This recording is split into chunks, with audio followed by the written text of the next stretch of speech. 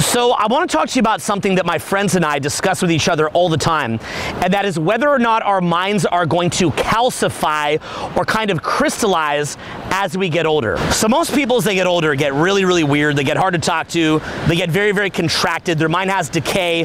Their brain sort of calcifies.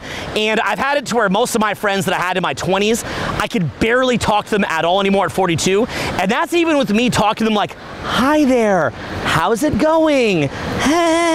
Try not to offend them.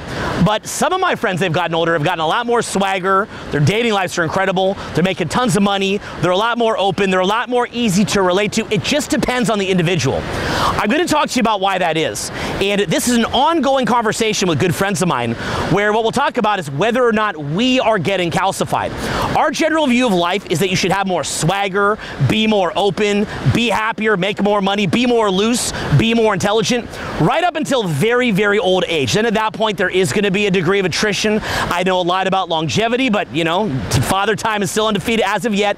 But that kind of calcification, that kind of degeneration, that kind of decay in your core essence really should take a long time to hit. And frankly, I've even seen it to where your core essence can really, really blossom even as you're degenerating. And it is actually in that physical loss, in that physical decay, that the core who you are blossoms more and more. Now, the way that we're going to crack into this is by me building on the video that we shot yesterday in the Redwood Forest. You might be aware that I'm driving from Los Angeles to Seattle right now.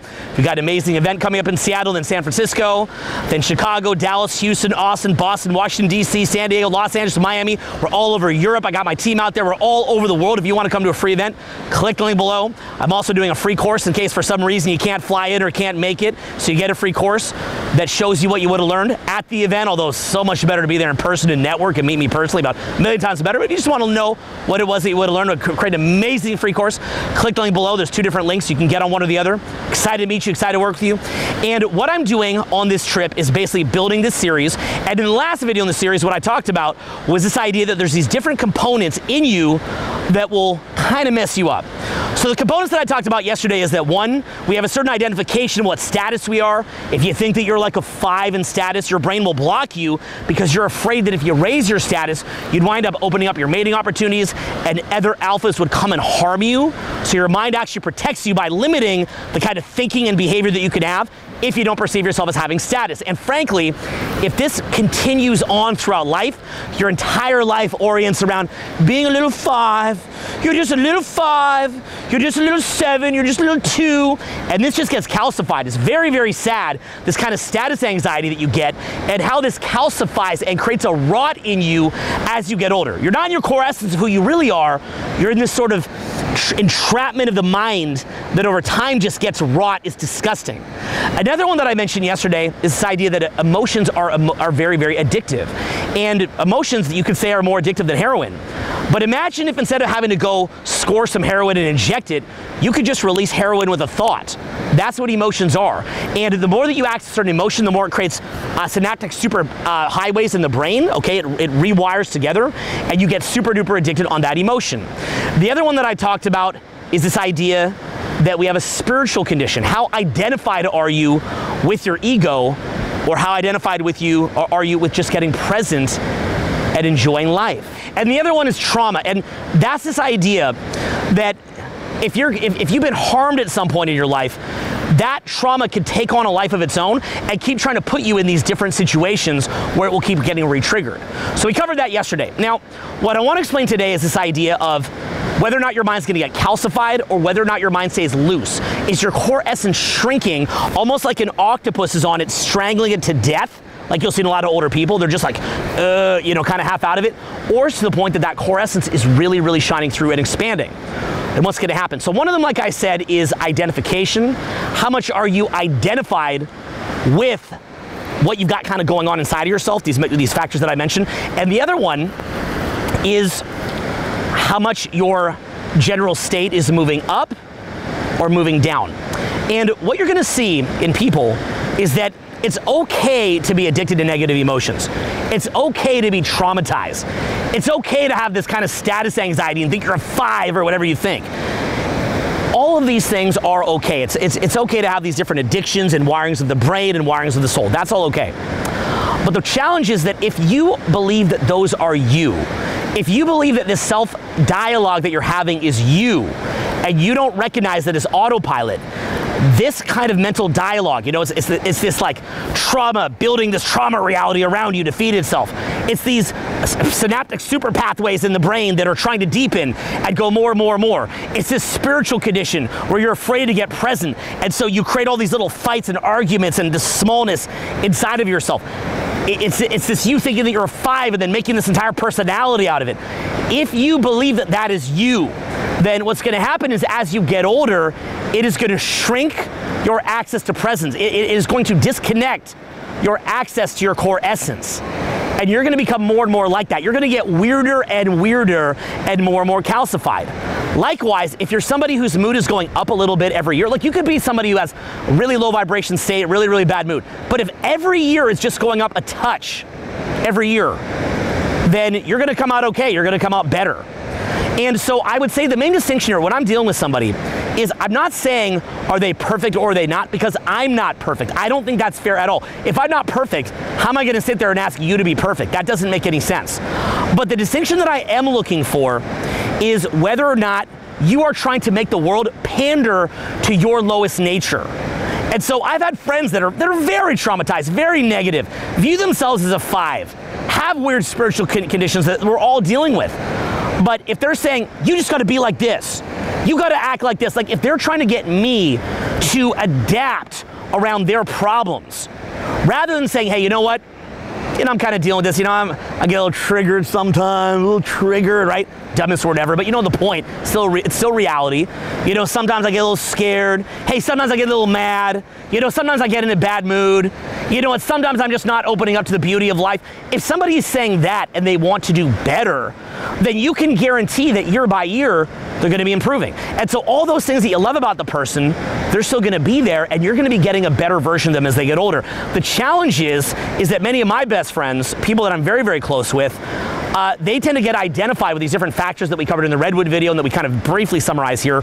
And so what happens as they get older, they get weirder and weirder and weirder. And you'll see it, you know, I'll have some friends, you know, maybe they're a little bit of a homebody, but then by the time that they're my age, they don't want to go anywhere. Like, you know, I'm like, hey, do you want to come here? No. Hey, you want to go hiking? No. You want to go out to the club? No. You want to come travel, come to an event? No. It's just no. Anything that could expand them, anything that could get them present, anything that could make them see the beauty of life, anything that could be a fun outing to go and do, no. And I would frankly look at that and say, is this just me? Because, you know, could be I'm an oddball myself.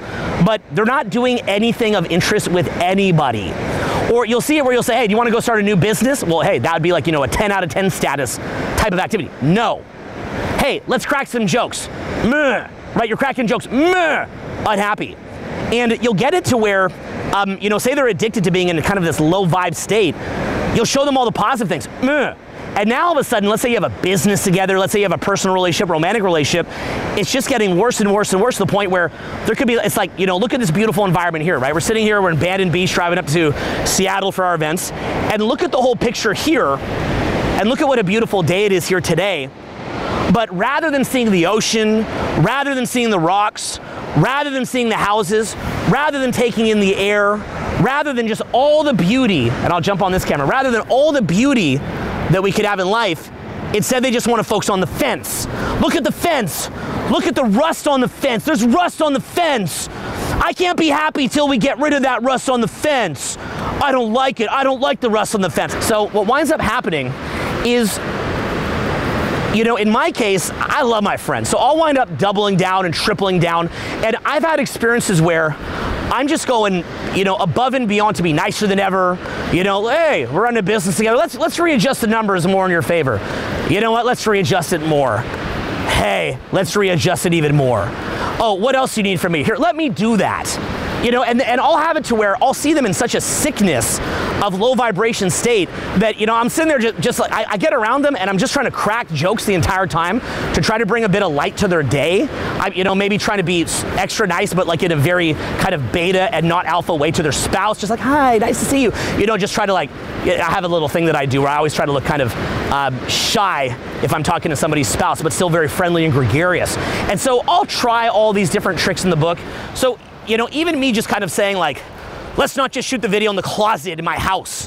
Let's go shoot it out here. Let's just get the camera out here. Let's not even worry about me. I'm just some guy here. Look where we are here. We're on an abandoned beach on our way up to Seattle on the Oregon coast, right? That's just frankly the way that my personality is. Like, I like to get people around positive things, around expansive things. I truly believe that nature is one of the most expanding things. I believe that laughter is one of the most expanding things. I think that pushing into, going to parties where you feel a little bit intimidated, or going to bars and nightclubs where you feel a bit intimidated, or attracting people to date that you feel a little bit intimidated with, or networking with people that you're a bit intimidated by. I think that pushing your body into physical pursuits that are out of your comfort zone, these are things that keep you alive and well, and they keep that weird matrix of trauma and status anxiety and emotional addictions and all this weirdness that goes on in the mind from causing you to have what I like to call an R.A.S. flip. You might have heard me say that, right?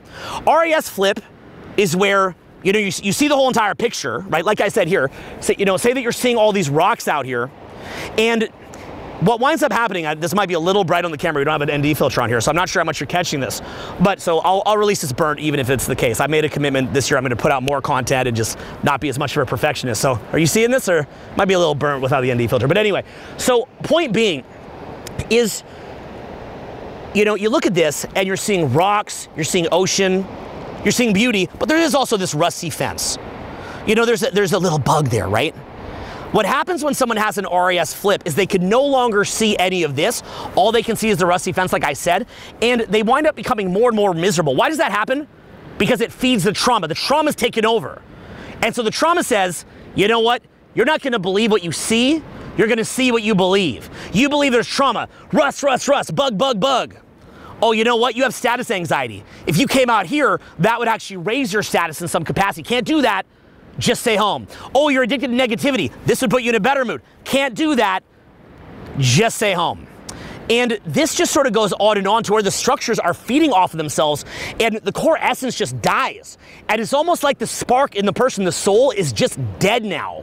Very, very sad to see that happening. And I'll have it to where people that I love dearly, like people who I am so incredibly loyal to, and I have a loyalty to them that, it really transcends time.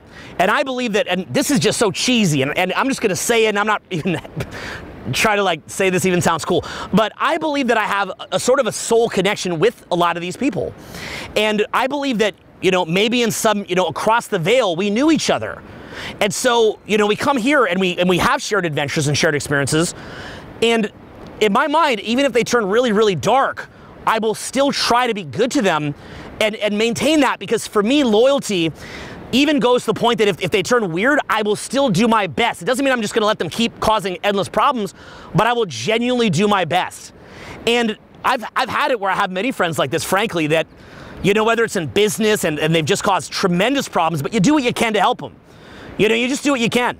And it'll get to the point where they've been so nasty that they're almost made suspicious by me continuing to be nice. But the way that I tend to think in life is that if that core essence is really in you, the spiritual intelligence, when you're operating from that place, not just from the intelligence of the body or the ego, then you're coming from a place of abundance. And this is why in the Bible it talks about forgiveness a great deal. You should read the Sermon on the Mount maybe once a week. Okay, go look up the version read by David Suchet. Let's actually catch a little bit more as we just kind of wrap here. My little torn ACL as we hobble through the sand here. So, Sermon on the Mount, it talks a lot about forgiveness and forgiving people. When Jesus is crucified, it talks about how the people crucifying them and going after him, they don't know what they're doing. And that's a little bit of what I'm saying here is I really feel a lot of people kind of don't know what they're doing. It's sort of a sad thing. They really don't know what they're doing. And they've kind of fallen prey to this sort of calcification thing. It's a very, very sad situation when you see that, but ultimately, I think what you take out of it is, how do you avoid that happening to you? How do you make sure that you don't wind up as that kind of calcified, kind of like an octopus is on your core essence and just drowning it? And it's like I said, all that you really have to do is two main things. The first one is don't identify with the thoughts. You don't need to question every single thought and just say I don't know what's going on in my brain. You don't need to be like that, but recognize via a process of, say, meditation and stilling the mind, that a lot of your thoughts really are just autopilot. That's really all that it is. So once you realize how much your thoughts are autopilot, you can learn to still the mind and come to that place of abundance You know, Sermon on the Mount would talk about that. Come to that place, and what you might find winds up happening is you see past the autopilot, and that's how the core essence grows. So, bottom line is, as we kind of wrap right here, is that you've got to make a decision not to wind up like that. Sorry, I don't know if that camera got thrown off there, but I'm going to post this anyway. I made a decision this year. I want to post some quick banger videos and really, really deep ones on the Free Tour channel. So check out the really deep and long ones on the Free Tour channel. And I just want to bang some out here, perfect or not, because I tend to get real OCD about the perfectionist aspect. Again, that could be a little bit of my calcification, right? So, you know, upsize that too, but you know my point. So point being, make a choice. You know, you look at Dylan. Dylan, come here. Just pop over here for a sec. Okay, so you look at my son, Dylan. He's had a long day. We're about to go get the first meal of the day. He's a little hungry. And, you know, you look at Dylan, young and innocent now. My son Vincent's right over there. And, you know, I wouldn't, and look at me, I'm gonna talk to you because you're gonna see this when you're older. Look at me. Okay. I wouldn't, when you're older, I don't wanna see you one of these like kind of cranky old people. You know what I'm saying? You wanna have fun when you're older? Yeah. How much fun you wanna have when you're older? Lots. How much? Lots and lots. How much fun? Lots and lots. How much fun? Lots and lots. Okay, okay, give me 5. Okay, I love you, okay? All right, okay, have a seat. We're gonna go eat after this, okay? So that, you know, try to remember yourself as a child, right? I'm 42, but I deliberately try to maintain a childlike vibe. You know, to say stupid jokes, to dress a little bit wacky, to have a little bit of fun, to go and adventure around the world, not just to get caught up living in my, you know, in my little box at home so that I could be a battery for the Matrix. So keep that childlike vibe, that core essence. And you've got to get familiar with what feeds the core essence, with what feeds the soul. And yes, you'll have attrition. If I have a long life, you'll see videos of me later in my life, and I might not even look quite like the same person. But if I've done my job right, even though my hands could be shaking, even though I'll look like a different person, even though it might look like there's not that much of the Owen that you know left, look right in the eyes and you'll see that same core essence. I truly pray that this will be the case, shining through. And I love you very much. And I want to share that message with you, and maybe we'll even be in the old home together, right? Looking at each other, shining through. That to me is a beautiful way to end your life. So anyway, we're gonna keep shooting up to Seattle. We're shooting up there now. We'll be back with more soon. Peace. Good job. Thanks.